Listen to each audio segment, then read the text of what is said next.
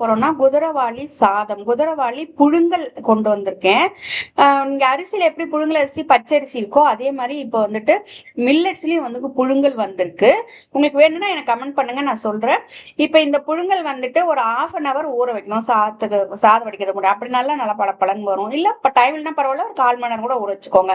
இப்ப இதை ஊற வைக்கும் போது நல்லா கிளஞ்சிருங்க. ஒரு 5-6 வாட்டி நல்லா கிளஞ்சிட்டு அதுக்கப்புறம் ஊற வச்சிருங்க.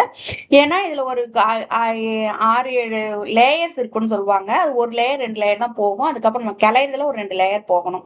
இப்போ ஒலை வச்சுக்கலாம். அது ஒலைனா என்னன்னா தவளையில அது எவ்வளவு அரிசி போடுறீங்களோ அதுக்கு ஏத்த சைஸ்ல தவளை எடுத்துக்கோங்க. தவளை வச்சு ஒலைய தண்ணி வச்சு கொதிக்க விடுங்க. கொதிச்ச உடனே இந்த அரிசியை அதெல்லாம் களைஞ்சு போட்டுருங்க. களைஞ்சு வச்ச அரிசி அதில் போட்டுருங்க.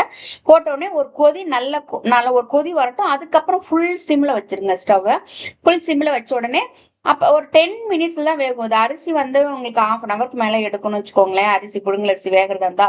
ஆனா இது வந்து உங்களுக்கு 10 மினிட்ஸ் 10 to 15 மேக்சிமம். டக்குன்னு சாதம் வடிக்கணும்னா இதை வச்சிடலாம் நீங்க. இப்போ 10 to 15 மினிட்ஸ் தான் ஆகும். இப்ப பாருங்க சாதம் எப்படி பலன்னு வெந்திருக்கு பாருங்க. இந்த மாதிரி தனித்தனியா இருக்கும். நல்லா பூ மாதிரி போத்திருக்கும். இதுதான் பதம். நல்லா எப்படி மலர்ந்து இருக்கும்னு சொல்லுவாங்கல்ல, அந்த மாதிரி மலர்ந்து இருக்கும். இதுதான் பதம். சாதம் வெந்துருச்சா இல்லையான்னு பாக்குறதுக்கு. இப்ப இது வந்து கொஞ்சம் வேகணும். இன்னும் கொஞ்சம் தான் இருந்தா போதும். ஒரு 2 மினிட்ஸ் இருந்தா போதும். அதுக்கப்புறம் அப்படியே வடிச்சு விட்டுறலாம். இதுதான் பதம் சாதம் வடிக்கிறதுக்கு. எனக்கு வந்து எல்லாம் இல்ல நான் குக்கர்ல தான் வைப்பேன்னா, நீங்க தண்ணி வந்து ஒரு டைமுக்கும் ஒரு அரிசிக்கும் மாறும். இப்போ வாங்குறது பழைய அரிசியா இருக்கலாம், புது அரிசியா இருக்கலாம், அந்த அரிசியோட வாட்டம் இருக்கலாம், கம்மியாகும் அதிகமாகும். அதனால எனக்கு குக்கர்ல வைக்க தெரியல. நான் வந்து சாதமா தான் எப்பவுமே வடிப்பேன். இப்போ இந்த சாதம் வெந்துருச்சு, அதை எடுத்து வடிச்சு விட்டுருங்க. அவ்வளவுதான். இப்ப இந்த சாதம் பாருங்க எப்படி பலன்னு இருக்கு. நீங்க ஆஸ் யூஸ்வல் சாதம் எப்படி சாப்பிடுவீங்க? சாம்பார் ரசம் தயிர் போட்டு சாப்பிடுவீங்களா? அத மாதிரி சாதம் மாதிரி போட்டு சாம்பார் ரசம் தயிர் போட்டுன்னு சாப்பிட வேண்டியதுதான்.